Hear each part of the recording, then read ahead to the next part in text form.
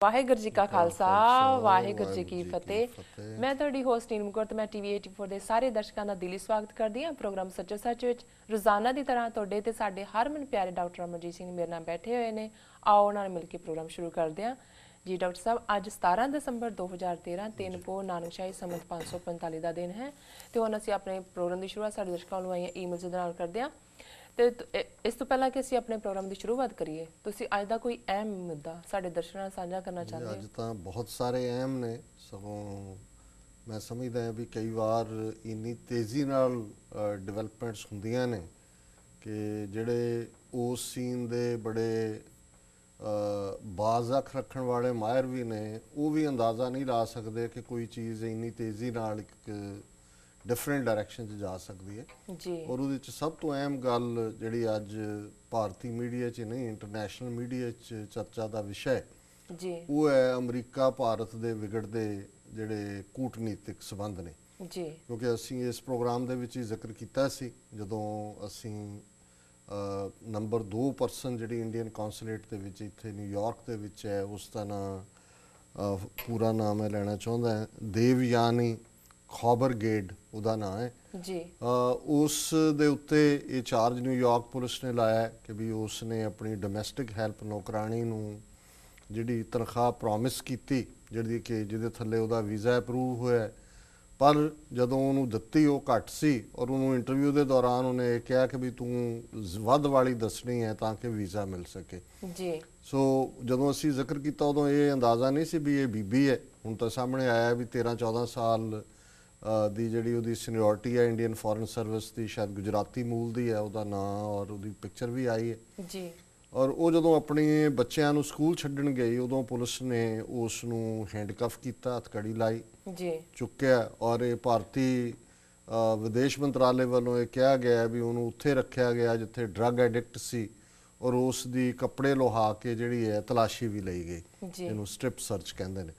ਸੋ ਇਸ ਮੁੱਦੇ ਤੋਂ ਬਾਅਦ ਜਦੋਂ ਅਮਰੀਕਨ ਸਟੇਟ ਡਿਪਾਰਟਮੈਂਟ ਜਾਂ ਉਹਨਾਂ ਦੇ ਸੰਬੰਧਿਤ ਜਿਹੜੇ ਅਧਿਕਾਰੀ ਨੇ ਉਹਨਾਂ ਨੇ ਮੀਡੀਆ ਨੂੰ ਸੰਬੋਧਨ ਕੀਤਾ ਅਤੇ ਉਹਨਾਂ ਨੇ ਕਿਹਾ ਕਿ ਵੀ ਅਸੀਂ ਜੋ ਵੀ ਫੋਲੋ ਕੀਤਾ ਉਹ ਲਾਅ ਦੇ ਥੱਲੇ ਕੀਤਾ ਜੀ, ਔਰ ਇਸ ਅਧਿਕਾਰੀ ਨੂੰ ਡਿਪਲੋਮੈਟਿਕ ਇਮਿਊਨਿਟੀ ਹਾਸਲ ਨਹੀਂ ਸੀ ਕਿਉਂਕਿ ਡਿਪਲੋਮੈਟਿਕ ਇਮਿਊਨਿਟੀ ਦੇ ਵਿੱਚ ਇੱਕ ਖਾਸ ਕੈਟਾਗਰੀ ਹੁੰਦੀ ਹੈ। ਔਰ ਉਹਨਾਂ ਨੇ ਕਿਹਾ ਵੀ ਜਿਹੜੀ ਜਨੀਵਾ ਪ੍ਰੋਟੋਕੋਲ ਨੇ ਜਿਹਦੇ ਥੱਲੇ ਡਿਪਲੋਮੈਟਿਕ ਇਮਿਊਨਿਟੀ ਆਧਾਰ ਹੈ ਉਸ ਦੇ ਥੱਲੇ ਕਵਰ ਨਹੀਂ ਸੀ ਹੁੰਦਾ। ਸੋ ਉਸ ਨੂੰ ਕਿਉਂਕਿ ਇਹ ਜਿਹੜਾ ਅਫੈਂਸ ਹੈ ਜਾਂ ਇਹ ਗੁਨਾਹ ਹੈ ਉਹ ਅਮਰੀਕਨ ਸੋਇਲ ਦੇ ਉੱਤੇ ਕੀਤਾ ਗਿਆ ਔਰ ਅਮਰੀਕਨ ਵੀਜ਼ਾ ਇਨਵੋਲਵ ਹੈ ਇਹਦੇ 'ਚ, ਇਸ ਲਈ ਅਸੀਂ ਇਹਨੂੰ ਲਾਅ ਨੂੰ ਫੋਲੋ ਕੀਤਾ। ਹੁਣ ਇਸ ਦੇ ਉੱਤੇ ਭਾਰਤੀ ਜਿਹੜੇ ਹਾਕਮ ਔਰ ਈਵਨ ਹੁਣ ਤਾਂ ਆਪੋਜੀਸ਼ਨ ਪਾਰਟੀਆਂ ਨੇ ਵੀ ਉਹਨਾਂ ਨੂੰ ਜੁਆਇਨ ਕਰ ਲਿਆ, ਉਹ ਪੂਰੀ ਤਰ੍ਹਾਂ ਭੜਕੇ ਜੀ, ਔਰ ਉਹਨਾਂ ਨੇ ਬਦਲਾ ਲਊ ਭਾਵਨਾ ਦੇ ਤਹਿਤ ਹੁਣ ਤੱਕ ਜਿਸ ਦਿਨ ਦਾ ਇਹ ਵਾਕਿਆ ਹੋਇਆ ਸ਼ਾਇਦ ਹਫ਼ਤਾ ਹੋ ਗਿਆ ਜੀ, ਲਗਭਗ 12 ਮੇਸ਼ਰ ਜਿਹੜੇ ਨੇ ਉਹ ਵਿਰੋਧ 'ਚ ਲਏ ਨੇ, ਜਿਹੜੇ NDTV ਨੇ ਜਿਨ੍ਹਾਂ ਨੂੰ ਕਵਰ ਕੀਤਾ ਔਰ ਸਾਰੇ ਮੀਡੀਆ 'ਚ ਚਰਚਾ ਹੈ ਜੀ। ਸੋ ਪਹਿਲਾ ਕੰਮ ਤਾਂ ਇਹਨਾਂ ਨੇ ਇਮੀਡੀਏਟਲੀ ਇਹ ਕੀਤਾ ਹੈ ਵੀ ਅਮਰੀਕਾ ਦੀ ਜਿਹੜੀ ਦਿੱਲੀ ਦੇ ਵਿੱਚ ਐਂਬੈਸਡਰ ਹੈ ਉਹਨੂੰ ਤਲਬ ਕੀਤਾ ਫੋਰਨ ਆਫਿਸ ਦੇ ਵਿੱਚ ਔਰ ਸਟਰੋਂਗ ਪ੍ਰੋਟੈਸਟ ਕੀਤਾ। ਉਹਨਾਂ ਨੇ ਕਿਹਾ ਜੀ ਅਮਰੀਕਾ ਕੇਸ ਵਾਪਸ ਲਵੇ ਔਰ ਮੁਆਫੀ ਮੰਗੇ ਕਿ ਉਹਨਾਂ ਨੇ ਕੀਤਾ। ਪਰ ਅਮਰੀਕਨ ਹੁਣ ਤੱਕ ਆਪਣੇ ਸਟੈਂਡ 'ਤੇ ਫਰਮ ਨੇ ਕਿ ਵੀ ਜੋ ਵੀ ਹੋਇਆ ਅੰਡਰ ਐਜ਼ ਪਰ ਲਾਅ ਹੋਇਆ ਔਰ ਇਹ ਜਿਹੜਾ ਉਹ ਡਿਪਲੋਮੈਟਿਕ ਇਮਿਊਨਿਟੀ ਦੇ ਥੱਲੇ ਕਵਰ ਨਹੀਂ ਹੁੰਦਾ ਜੀ। ਪਹਿਲਾ ਐਕਸ਼ਨ ਲੈਣ ਤੋਂ ਬਾਅਦ ਉਹਨਾਂ ਨੇ ਇਹ ਕਿਹਾ ਕਿ ਜੀ ਇਹ ਬੜੀ ਬਾਰਬੈਰਿਕ ਟਰੀਟਮੈਂਟ ਹੈ, ਬੜੀ ਜ਼ਾਲਮਾਨਾ ਕੀਤਾ, ਉਹਨੂੰ ਕ੍ਰਿਮੀਨਲਸ ਦੇ ਨਾਲ ਰੱਖਿਆ, ਉਹਦੀ ਤਲਾਸ਼ੀ ਲਈ। ਔਰ ਹੁਣ ਜਿਹੜਾ ਭਾਰਤ ਨੇ ਜਵਾਬੀ ਕਾਰਵਾਈਆਂ ਅਮਰੀਕਾ ਦੇ ਖਿਲਾਫ ਕੀਤੀਆਂ ਉਹਨਾਂ ਦੇ ਵਿੱਚ ਇੱਕ ਤਾਂ ਇਹ ਹੈ ਵੀ ਜਿੰਨੀਆਂ ਅਮਰੀਕਨ ਐਂਬੈਸੀਆਂ ਅਤੇ ਕੌਂਸੂਲੇਟ ਭਾਰਤ ਦੇ ਵਿੱਚ ਨੇ ਜਿਹੜੇ ਉਹਨਾਂ ਦੇ ਇੰਪਲੋਈ ਨੇ ਦੇਸੀ ਇੰਡੀਅਨਸ ਰੱਖੇ ਹੋਏ, ਉਹਨਾਂ ਨੇ ਉਹਨਾਂ ਨੂੰ ਕਿਹਾ ਜੀ ਉਹਨਾਂ ਦੀਆਂ ਤਨਖਾਹਾਂ, ਉਹ ਟੈਕਸ ਕਿੰਨਾ ਦਿੰਦੇ ਨੇ, ਇਹ ਸਾਰੀ ਡੀਟੇਲ ਜਿਹੜੀ ਹੈ ਸਾਨੂੰ ਫਰਨਿਸ਼ ਕਰੋ। ਔਰ ਨਾਲ ਹੀ ਉਹਨਾਂ ਨੇ ਕਿਹਾ ਵੀ ਜਿਹੜੇ ਈਵਨ ਅਮਰੀਕਨ ਸਕੂਲ ਨੇ ਇੰਡੀਆ ਦੇ ਵਿੱਚ ਉਹਦੇ ਜਿਹੜੇ ਟੀਚਰਸ ਨੇ ਉਹਨਾਂ ਨੂੰ ਕਿੰਨੀਆਂ ਤਨਖਾਹਾਂ ਮਿਲਦੀਆਂ, ਉਹ ਟੈਕਸ ਦਿੰਦੇ ਨੇ ਕਿ ਨਹੀਂ, ਇਹ ਸਾਨੂੰ ਫਰਨਿਸ਼ ਕਰੋ ਜੀ।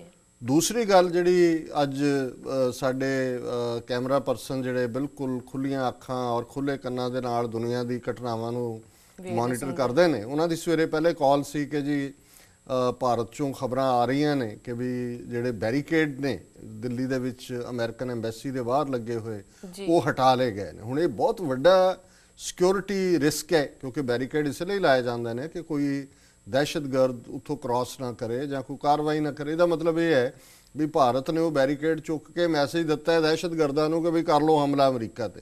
ਔਰ ਜੇ ਕੋਈ ਵੀ ਇੱਕ ਅੱਧੀ ਇਨਸੀਡੈਂਟ ਹੋ ਜਾਂਦੀ ਹੈ ਉੱਥੇ ਵਾਇਲੈਂਸ ਦੀ, ਤੇ ਉਹ ਫਿਰ ਕਾਊਂਟਰ ਰਿਸਪੌਂਸਿਬਿਲਟੀ ਹੋਏਗੀ, ਭਾਰਤ ਅਮਰੀਕਾ ਨੂੰ ਕਹੇਗਾ, ਅਮਰੀਕਾ ਉਹਨਾਂ ਨੂੰ ਕਹੇਗਾ। ਸੋ ਇਹ ਬਹੁਤ ਵੱਡਾ ਜਿਹੜਾ ਰਿਵੈਂਜਫੁਲ ਉਹਨਾਂ ਦਾ ਐਕਸ਼ਨ ਹੈ ਕਿ ਬੈਰੀਕੇਡ ਦਾ ਹਟਾਉਣਾ।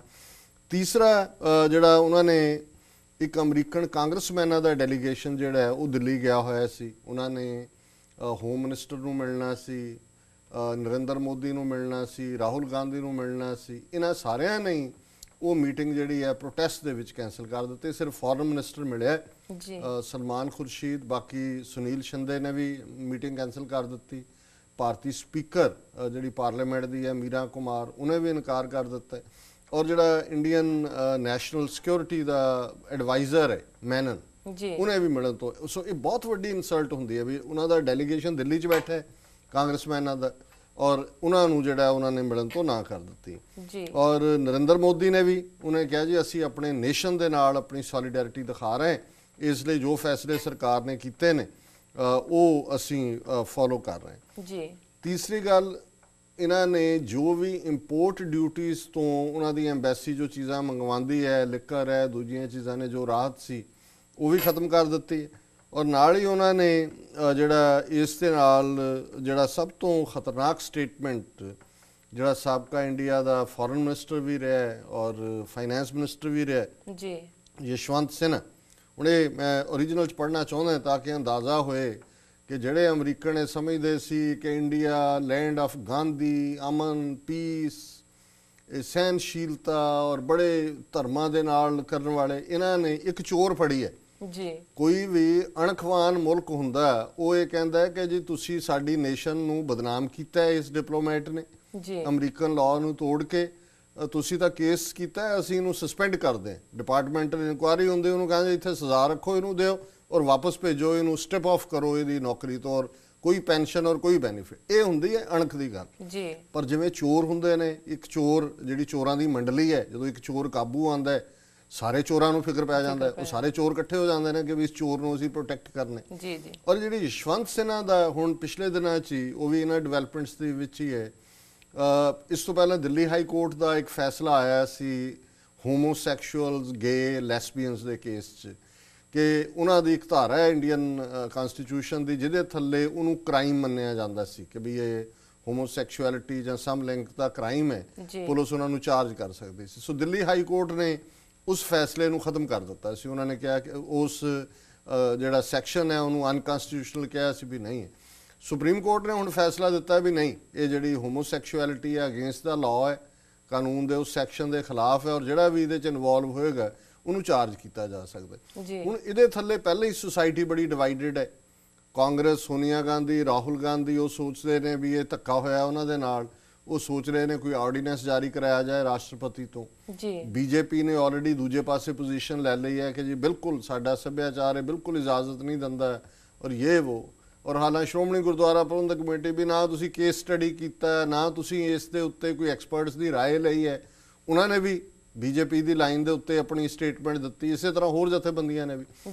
ਪਰ ਹੁਣ ਉਹਨੂੰ ਕਿਵੇਂ ਇਸ ਟਸਲ ਦੇ ਵਿੱਚ ਆਧਾਰ ਬਣਾਇਆ ਇਹਨੇ ਯਸ਼ਵੰਤ ਸਿਨਹਾ ਨੇ, ਉਹਦੀ ਬੜੀ ਇੰਟਰਸਟਿੰਗ ਹੈ ਸਟੇਟਮੈਂਟ। ਉਹਨੇ ਕਿਹਾ ਕਿ the media has reported that we have issued visas to a number of US diplomats companions.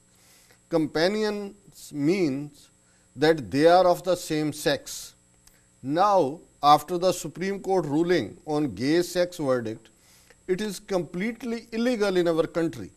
Just as paying fuel wage was illegal in the US, so why doesn't the government of India go ahead and arrest all of them, put them behind bars, prosecute them in this country and punish them? ਹੁਣ ਇਹ ਹੈ mentality. ਉਹਨੇ ਕਿਹਾ ਜੀ ਜਦੋਂ ਅਸੀਂ ਵੀਜ਼ੇ ਦਿੱਤੇ ਨੇ US ਡਿਪਲੋਮੈਟਸ ਚੋਂ ਕੁਛ ਨੇ ਕੰਪੈਨੀਅਨਸ ਦੇ ਵੀਜ਼ੇ ਵੀ ਲਏ ਨੇ, ਸੋ ਇਹਦਾ ਮਤਲਬ ਹੈ ਵੀ ਆਪੋਜ਼ਿਟ ਸੈਕਸ ਨਹੀਂ ਹੈ ਬੰਦਾ। ਹੁਣ ਜਿਵੇਂ ਮੁਸਲਿਮ ਕੰਟਰੀਜ਼ ਨੇ 3 ਮੈਰਿਜਸ ਅਲਾਉਡ ਨੇ ਇਸਲਾਮ ਦੇ ਵਿੱਚ, ਪਰ ਜਦੋਂ ਕੋਈ ਵੀ ਉਹਨਾਂ ਦਾ ਅਮਰੀਕਾ ਦੇ ਵਿੱਚ ਆਏਗਾ ਕੋਈ ਵੀ ਡਿਪਲੋਮੈਟ, ਤਾਂ ਉਹ ਸਿਰਫ ਇੱਕ ਵਾਈਫ ਲਿਆ ਸਕਦਾ ਜਿਹੜੀ ਸੀਨੀਅਰ ਮੋਸਟ ਹੈ, ਇਹ ਲਾਅ ਨੇ। ਲੇਕਿਨ ਇਹਦੇ ਕਹਿਣ ਮੁਤਾਬਕ ਇਹ ਹੁਣ ਤੱਕ ਕਦੇ ਗੱਲ ਸਾਹਮਣੇ ਨਹੀਂ ਸੀ ਆਈ ਕਿ ਵੀ ਇੰਡੀਅਨ ਗਵਰਨਮੈਂਟ ਜਿਹੜੇ ਹੋਮੋਸੈਕਸ਼ੂਅਲ ਕੋਈ ਡਿਪਲੋਮੈਟ ਨੇ ਉਹਨਾਂ ਦੇ ਪਾਰਟਨਰਸ ਨੂੰ ਵੀ ਵੀਜ਼ਾ ਦਿੰਦੇ ਨੇ। ਹੁਣ ਉਹ ਇਹ ਕਹਿੰਦਾ ਜੀ ਵੀਜ਼ੇ ਲੈ ਕੇ ਜਿਹੜੇ ਇੱਥੇ ਆਏ ਹੋਏ ਨੇ, ਕਿਉਂਕਿ ਹੁਣ ਸੁਪਰੀਮ ਕੋਰਟ ਦੀ ਰੂਲਿੰਗ ਆ ਗਈ ਕਿ ਇਹ ਗੱਲ ਇਲੀਗਲ ਹੈ, ਇਸ ਲਈ ਇਹਨਾਂ ਸਾਰਿਆਂ ਨੂੰ ਫੜ ਲਓ, ਜੇਲ੍ਹਾਂ ਦੇ ਵਿੱਚ ਡੱਕੋ, ਬਿਹਾਈਂਡ ਬਾਰਸ ਇਹਨਾਂ ਨੂੰ ਪ੍ਰੋਸੀਕਿਊਟ ਕਰੋ, ਇਹਨਾਂ ਦੇ ਮੁਕੱਦਮਾ ਚਲਾਓ ਔਰ ਇਹਨਾਂ ਨੂੰ ਸਜ਼ਾਵਾਂ ਦਿਓ।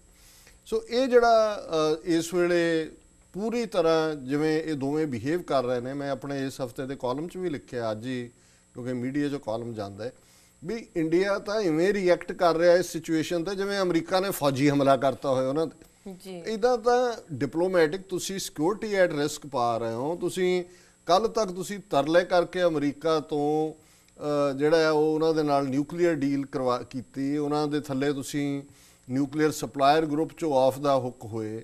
ਉਹ ਇੱਕ ਫਰੇਜ਼ ਹੈ ਕਿ ਕਿਆ ਪਿੱਦੀ ਕਾ ਸ਼ੋਰਬਾ। ਪਹਿਲਾਂ ਆਪਣੀ ਸ਼ਕਲ ਦੇਖੋ ਸ਼ੀਸ਼ੇ 'ਚ ਵੀ ਜਿੰਨਾ ਕੱਲਾ ਕੋਲਗੇਟ ਦਾ ਬਜਟ ਆ ਉਹਨਾਂ ਤੁਹਾਡਾ ਸਾਰੇ ਮੁਲਕ ਦਾ ਬਜਟ ਨਹੀਂ ਹੈਗਾ।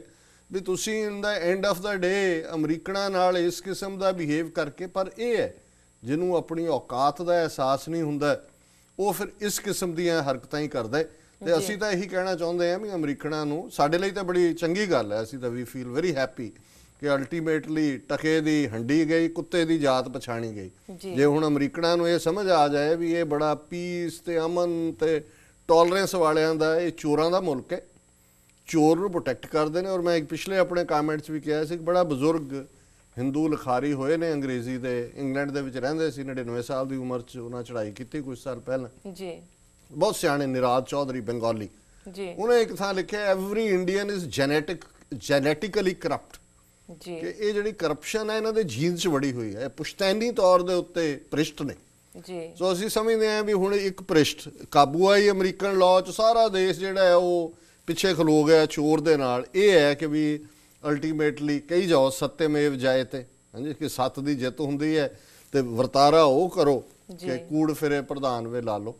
ਸੋ ਅਸੀਂ ਸਮਝਦੇ ਹਾਂ ਵੀ ਇਹ ਬੜੀ ਇੱਕ ਅਹਿਮ ਡਿਵੈਲਪਮੈਂਟ ਹੈ ਔਰ ਇਹਦੇ ਨਾਲ ਹੀ ਇਹ ਇਨਜਸਟਿਸ ਹੋਏਗਾ ਜੇ ਅਸੀਂ ਦੂਸਰੀ ਜਿਹੜੀ ਵੱਡੀ ਪ੍ਰਾਪਤੀ ਪੰਜਾਬ ਦੇ ਵਿੱਚ ਹੋਈ ਹੈ ਉਹਦਾ ਜ਼ਿਕਰ ਨਾ ਕਰੀਏ ਜੀ। ਔਰ ਉਹਦੇ 'ਚ ਵੀ ਮੈਂ ਪੰਜਾਬੀ ਦਾ ਫਰੇਜ਼ ਪਹਿਲਾਂ ਵਰਤਾਂਗਾ ਕਿ ਵੀ ਮਾਰੇ ਨਾਲੋਂ ਭਜਾਇਆ ਚੰਗਾ, ਜਿਵੇਂ ਪੰਜਾਬੀ 'ਚ ਕਹਿੰਦੇ ਨੇ।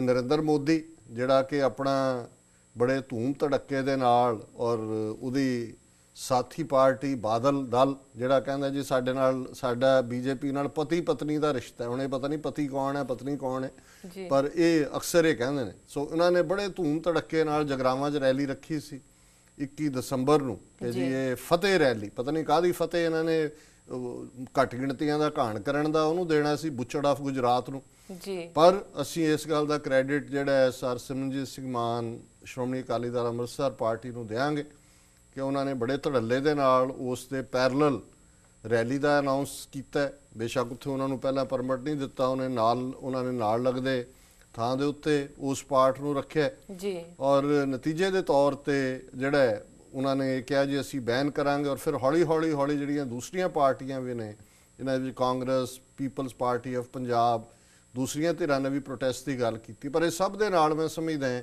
ਕਿ ਬਹੁਤ ਵੱਡਾ ਯੋਗਦਾਨ ਹੈ ਵੀਰ ਗੁਰਪ੍ਰੀਤ ਸਿੰਘ ਗੁਰੀ ਦਾ। ਕੱਲ ਅਸੀਂ ਗੱਲਬਾਤ ਸ਼ਾਇਦ ਉਹਦਾ 2-3 ਵਾਰ ਨਾਮ ਗੁਰਵਿੰਦਰ ਸਿੰਘ ਲਿਆ, ਜਿਹੜੀ ਸਾਡੀ ਗਲਤੀ ਸੀ ਜੀ। ਹਾਲਾਂਕਿ ਅਸੀਂ ਮੇਨ ਦੇ ਵਿੱਚ ਗੁਰਪ੍ਰੀਤ ਸਿੰਘ ਹੀ ਕਿਹਾ ਸੀ। ਉਸ ਕੱਲੇ ਨੌਜਵਾਨ ਨੇ 25,000 ਤੋਂ ਜ਼ਿਆਦਾ ਦਰਸ਼ਕਾਂ ਦੀ ਪ੍ਰੈਜ਼ੈਂਸ 'ਚ, ਦੋਨੋਂ ਪੰਜਾਬਾਂ ਦੇ ਮੁੱਖ ਮੰਤਰੀ ਬੈਠੇ ਨੇ, ਸ਼ਾਹਬਾਜ਼ ਸ਼ਰੀਫ ਵੀ ਬੈਠਾ ਹੈ, ਪ੍ਰਕਾਸ਼ ਸਿੰਘ ਬਾਦਲ ਵੀ ਬੈਠਾ ਹੈ, ਤੇ ਮਿਲੀਅਨਸ ਆਫ ਪੀਪਲ ਜਿਹੜੇ ਨੇ ਉਹ ਉਸ PTC ਚੈਨਲ ਰਾਹੀਂ ਲਾਈਵ ਉਸ ਫਾਈਨਲ ਇੰਡੀਆ ਪਾਕਿਸਤਾਨ ਦੇ ਕਬੱਡੀ ਮੈਚ ਨੂੰ ਦੇਖ ਰਹੇ ਨੇ ਜੀ।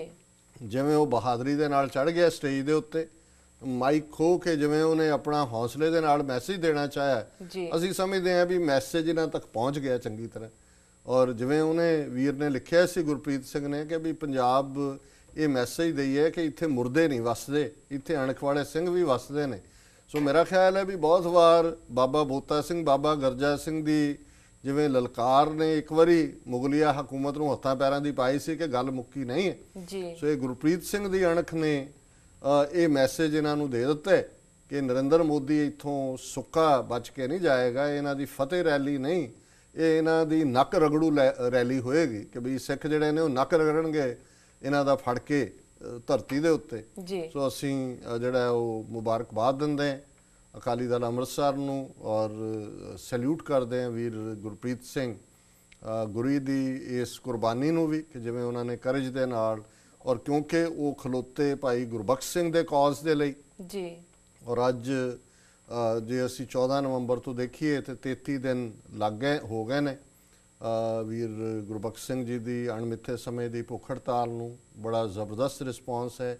ਅੱਜ ਹੀ ਮੇਰੀ ਸਵੇਰੇ ਹਰਪਾਲ ਸਿੰਘ ਚੀਮਾ ਜਿਹੜੇ ਉੱਥੇ ਉਹਨਾਂ ਦੇ ਮੁੱਖ ਜਿਹੜੇ ਉਹ ਸਾਰੇ ਆਰਗੇਨਾਈਜ਼ਰਸ ਚੋਂ ਨੇ ਉਹਨਾਂ ਦੇ ਨਾਲ ਮੇਰੀ ਗੱਲਬਾਤ ਹੋ ਰਹੀ ਸੀ। ਉਹ ਕਹਿੰਦੇ ਜੀ ਬਹੁਤ ਵੱਡੀ ਗਿਣਤੀ 'ਚ ਜਿਹੜੇ ਨੇ ਸਿੱਖ ਸੰਗਤਾਂ ਆ ਰਹੀਆਂ ਨੇ ਔਰ ਮੈਂ ਸਮਝਦਾ ਵੀ ਪੰਜਾਬੀ ਕਲਾਕਾਰ, ਚਲੋ ਹੁਣ ਮੇਰਾ ਕਲਾਕਾਰ ਕਹਿਣ ਨੂੰ ਉਹਨਾਂ ਨੂੰ ਜੀ ਕਰਦਾ ਇਹ ਕੰਮ ਇੱਕ ਚੰਗਾ ਕੀਤਾ, ਨਹੀਂ ਤਾਂ ਬਹੁਤੇ ਵੈਸੇ ਕਲਾਕਾਰ ਨਹੀਂ ਹੈਗੇ, ਕੋਈ ਹੋਰ ਹੀ ਕਾਰ ਨੇ ਉਹ ਜੋ ਕਰਦੇ ਨੇ ਉੱਥੇ ਜੀ। ਲੇਕਿਨ ਘੱਟੋ ਘੱਟ ਇਸ ਮੌਕੇ ਤੇ ਜਿਵੇਂ ਉਹਨਾਂ ਨੇ ਸੋਲੀਡੈਰਿਟੀ ਦਿਖਾਈ ਹੈ, ਜਿਵੇਂ ਉਹਨਾਂ ਨੇ ਆ ਕੇ ਆਪਣਾ ਸਮਰਥਨ ਦਿੱਤਾ ਹੈ, ਮੈਂ ਸਮਝਦਾ ਹਾਂ ਵੀ ਇਹ ਇੱਕ ਬਹੁਤ ਚੰਗੀ ਗੱਲ ਹੈ।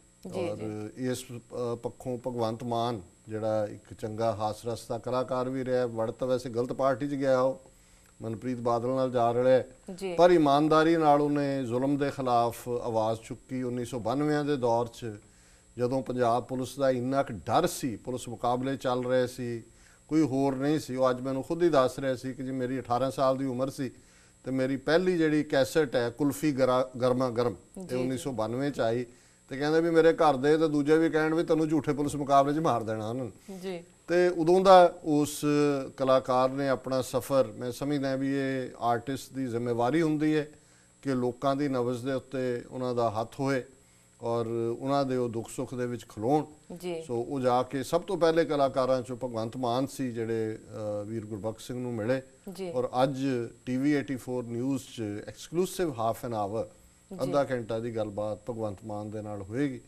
ਸੋ ਮੈਂ ਜਿਹੜੇ ਇਸ ਪ੍ਰੋਗਰਾਮ ਨੂੰ ਸੱਚੋ ਸੱਚ ਨੂੰ ਦੇਖ ਰਹੇ ਨੇ ਉਹਨਾਂ ਨੂੰ ਮੈਂ ਜ਼ਰੂਰ ਇਹ ਗੁਜ਼ਾਰਿਸ਼ ਵੀ ਕਰਾਂਗਾ ਕਿ ਇਸ ਪ੍ਰੋਗਰਾਮ ਨੂੰ ਜ਼ਰੂਰ ਦੇਖਣ। ਜੀ ਡਾਕਟਰ ਸਾਹਿਬ ਤੁਹਾਡਾ ਬਹੁਤ ਬਹੁਤ ਧੰਨਵਾਦ। ਵਿਊਅਰਸ, ਵਿਚਾਰਾਂ ਦਾ ਸਿਲਸਿਲਾ ਇਸ ਤਰ੍ਹਾਂ ਚੱਲਦਾ ਰਹੇਗਾ। ਮਿਲਦੇ ਹਾਂ ਛੋਟੇ ਵਕਫੇ ਤੋਂ ਬਾਅਦ।